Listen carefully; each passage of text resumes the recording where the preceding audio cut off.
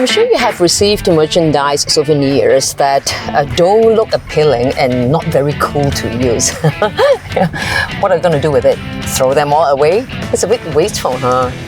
Donating them isn't always an option. Don't worry, I have a better solution for you. Meet my guest today. Chai Lee founded Famsy, Malaysia's #1 gift and merchandise print-on-demand manufacturer, envisioning a new way we customize gifts. Since 2018, Famsy has granted the wishes of over 300,000 individuals and more than 10,000 businesses. Wonder how she did it?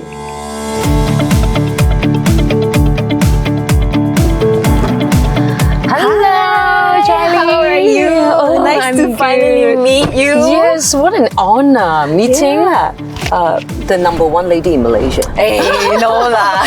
I didn't call you first lady. I said #1 lady. #1 lady. Yeah, but you are. Thanks so Okay, #1 in gift and merchandise, print-on-demand manufacturer. Raw. So this Famsy. Yeah. Am I getting it correct? Famsy.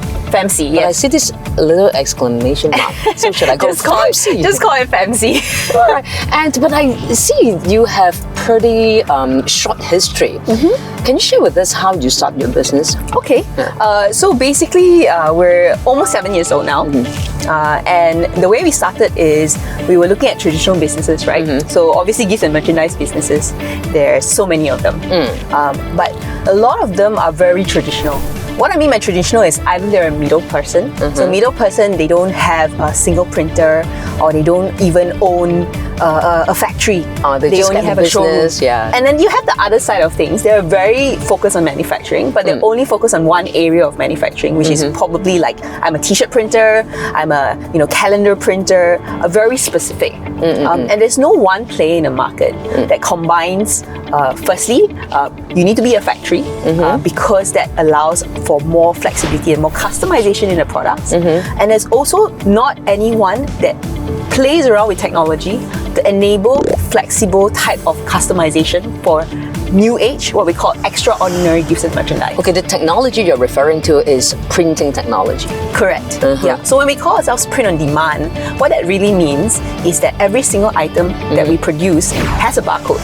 And when it has a barcode, you can do a lot of flexible types of printings. For example, we'll have a drink bottle with a logo printing, and then you have a name printing, and then you want to create a sleeve for it. All these that can be customized if there is a barcode on.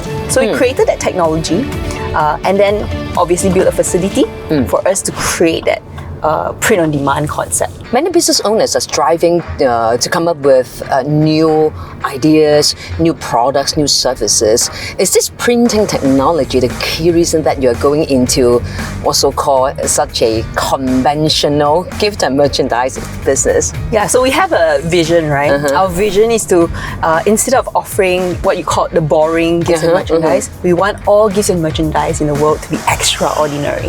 Actually, come to think about it, why do we need merchandise products? Well, merchandise products is the easiest and cheapest way to brand yourself. Exactly. You want people to keep your products, so you better do it good so that people will keep, right? And it's much cheaper than advertising, even online ads. It's a 30 ringgit shirt that people will wear for a long time that promotes your brand. What do you see in this industry that existing players can't do? Firstly, the innovation, be it technology and products.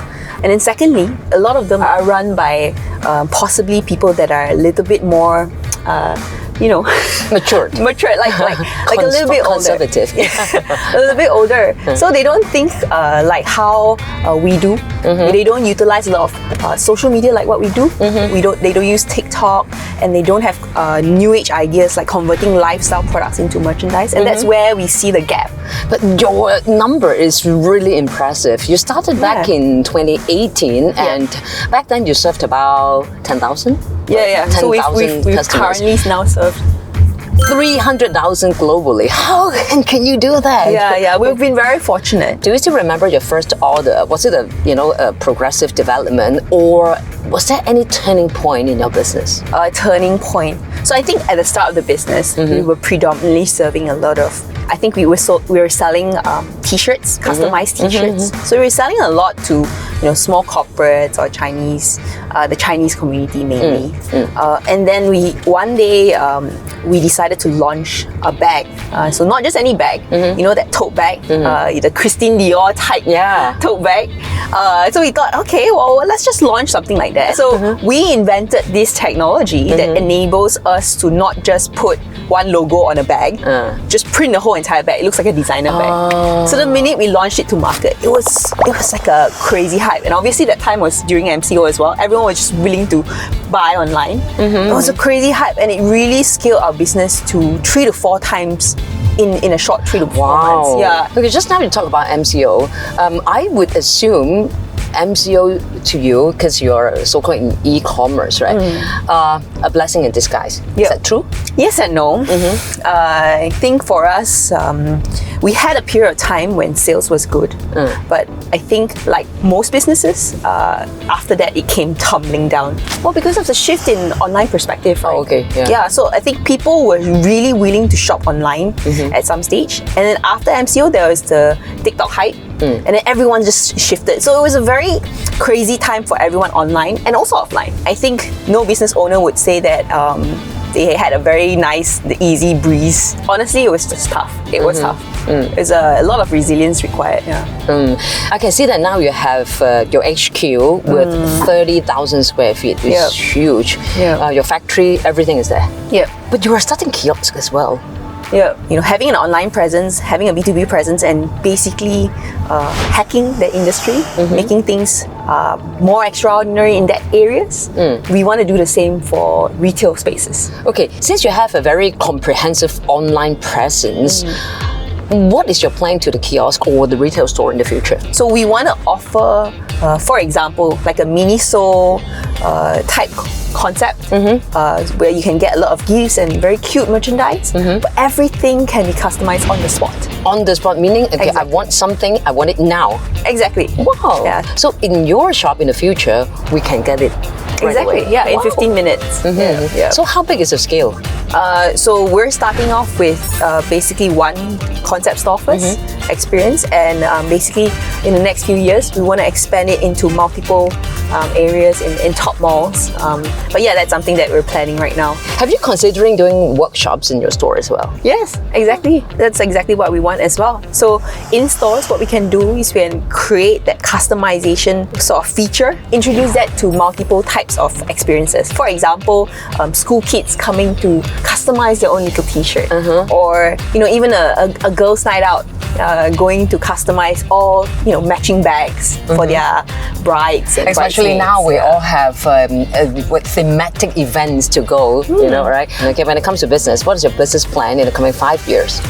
So for us, it's all about branding now. We spent the last 7 years really building on the infrastructure and the technology, but quite frankly, in terms of branding, I think we have that much of a leap to go. So how we're doing branding is obviously through retail, expanding our retail presence to make sure that everyone understands our vision to be providing that customization feature. So that's something that we're good. So we are at the right place, right time, because I know Gamuda Land, they are now having this very attractive special package for business owners. It's called GL Business Get Set Go. They help business owners to expand, to establish a business or their operations in their township. Have you heard of this program? Yes, I have. Well, what do you think about it? I think in terms of business owners, we all love financial support, obviously. Right, so having a bit of a financial boost to us is a big deal, right? I think secondly, Gamuda Land has always been, a big support. There's a lot of resource sharing among this community. They were talking about the community and marketing strategies. Exactly. Right? So you'll be part of this bigger group of a company with its large network of community and to boost your business network as well. That's great Yeah, and opportunity. just now you mentioned about branding. Branding is very important. Gamuda Land, it's a good brand, and so as Famsy. So I think, the two units can work hand in hand. Yeah, I mean, I think we're definitely looking forward to seeing how we can work with Gamuda Land. And would you recommend this to your friends and people in your community as well? Yeah, I think it's definitely something worth looking into. Obviously, every business has its own ideal target audience, business model. So we need to actually look into it and make sure it fits. But apart from that, it's a very good opportunity for someone that wants to tap into the network of Gamuda Land, be provided with rent-free and financial support. Definitely something that you need to consider. Yes, since you have a huge following, so please do us a favor, share this good news to all your friends, your customers, the people in your community. Yeah, I will, definitely. And the last question is, would you consider be part of this plan? Oh, yeah, of course. Answer is yes. So we look forward to seeing you here in Gamuda Land's township. Okay. Everywhere. Okay. Thank you. Thank you so much.